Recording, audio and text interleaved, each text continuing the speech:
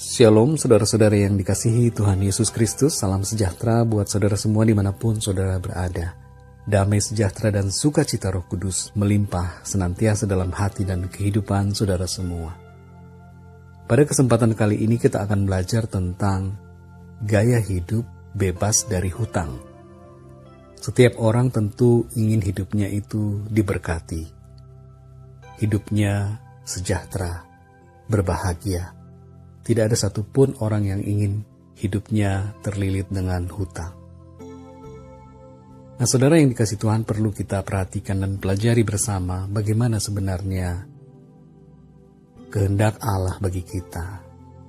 Apa yang dikatakan oleh firman Tuhan di dalam Alkitab. Kita perlu merenungkan bersama-sama bagaimana seharusnya kita hidup. Yang pertama, saudara, supaya kita tidak berhutang adalah jangan berhutang. Tentu saudara, jangan berhutang, maka kita tidak akan terlilit dengan hutang. Hidup kita akan bebas dari hutang.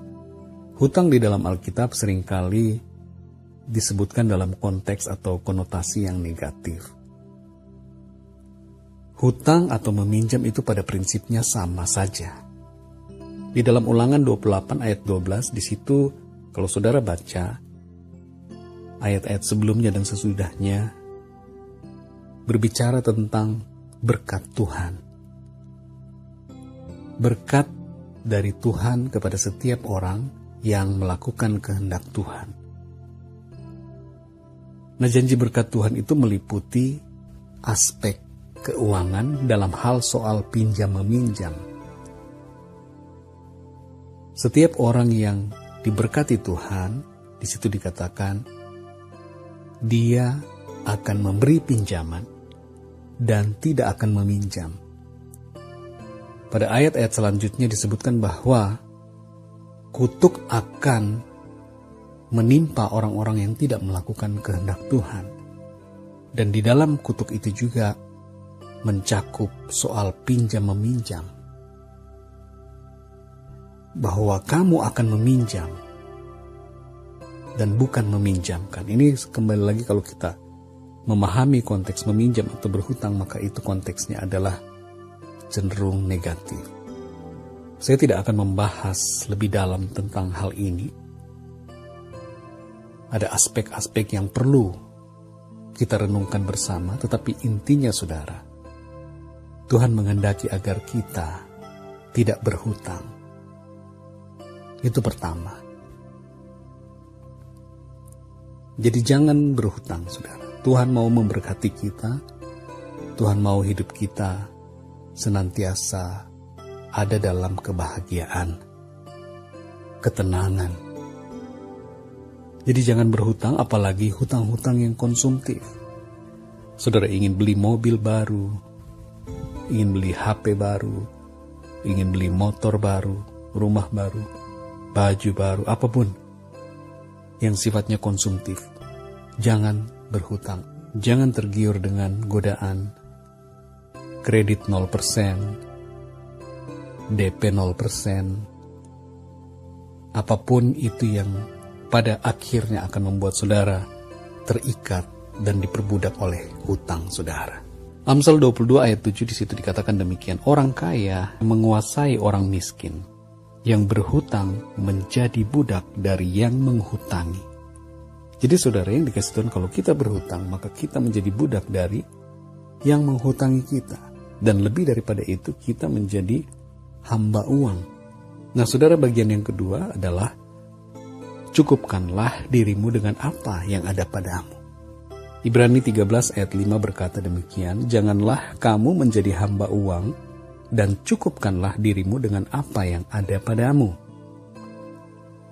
Karena Allah telah berfirman, aku sekali-kali tidak akan membiarkan engkau, dan aku sekali-kali tidak akan meninggalkan engkau. Jadi ini janji Tuhan buat kita bahwa kita tidak akan ditinggalkan oleh Tuhan, kita tidak akan dibiarkan oleh Tuhan, karena Tuhan justru akan memberkati dan mencukupkan segala kebutuhan kita. Karena itu saudara, jangan kita menjadi hamba uang. cukupkanlah diri kita dengan apa yang ada pada kita. Itu kehendak Tuhan, saudara. Hiduplah dengan apa yang ada pada saudara. Bersyukurlah dan terimalah itu sebagai berkat dari Tuhan. Dan hiduplah dengan berkat itu, saudara. Jangan saudara mencukupkan diri saudara dengan apa yang tidak ada pada saudara. Belajar mengucap syukur dan belajar hidup sederhana, saudara. Kalau saudara dipercayakan dengan hal-hal yang kecil, maka setialah dengan perkara-perkara kecil. Kalau saudara setia dengan perkara-perkara kecil, maka Tuhan akan mempercayakan kepada saudara perkara-perkara yang lebih besar, semakin besar.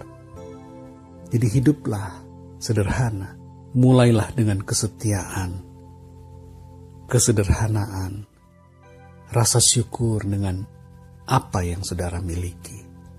Yang ketiga, saudara, bekerjalah dengan rajin dan lakukanlah pekerjaanmu dengan sebaik-baiknya. Di dalam Amsal pasal 10 ayat yang keempat, di situ dikatakan, tangan yang lamban membuat miskin, tetapi tangan orang rajin menjadikan kaya. Jadi kita tidak boleh juga, saudara, hidup bermalas-malasan, tidak mau bekerja. Saya tidak berbicara tentang keterbatasan-keterbatasan fisik yang membuat seseorang tidak dapat bekerja. Itu berbeda, saudara ya. Ada kondisi-kondisi tertentu yang membuat seseorang tidak bisa bekerja, tidak mampu bekerja. Tetapi saya berbicara secara umum kepada setiap orang yang rata-rata diberikan kemampuan oleh Tuhan untuk bekerja.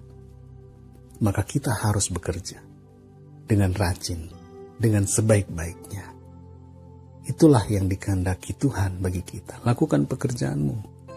Tentu pekerjaan yang baik yang dikehendaki Tuhan, yang tidak bertentangan dengan firman Tuhan, yang saudara bisa lakukan. Tuhan pasti akan menolong dan memberkati saudara. Tuhan akan menyertai kita dalam setiap pekerjaan kita. Kalau 3 hal ini, saudara, kita lakukan gaya hidup ini, maka kita akan terbebas dari hutang. Justru kita akan meminjamkan kepada orang lain. Kita akan memberi pinjaman dan tidak meminjam. Ini konsep ini juga, saudara, harus kita pahami.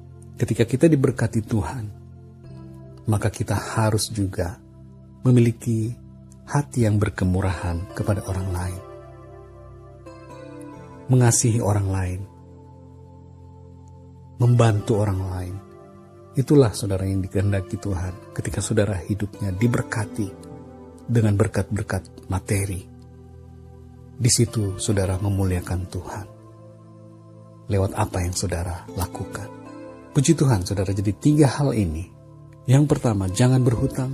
Yang kedua, cukupkanlah dirimu dengan apa yang ada padamu. Dan yang ketiga adalah bekerjalah dengan rajin dan sebaik-baiknya. Tuhan akan senantiasa memberkati dan menolong kita, dan hidup kita akan senantiasa dipenuhi dengan damai sejahtera dan kebahagiaan dari Tuhan. Tuhan Yesus memberkati. Sampai jumpa dalam renungan berikutnya. Haleluya.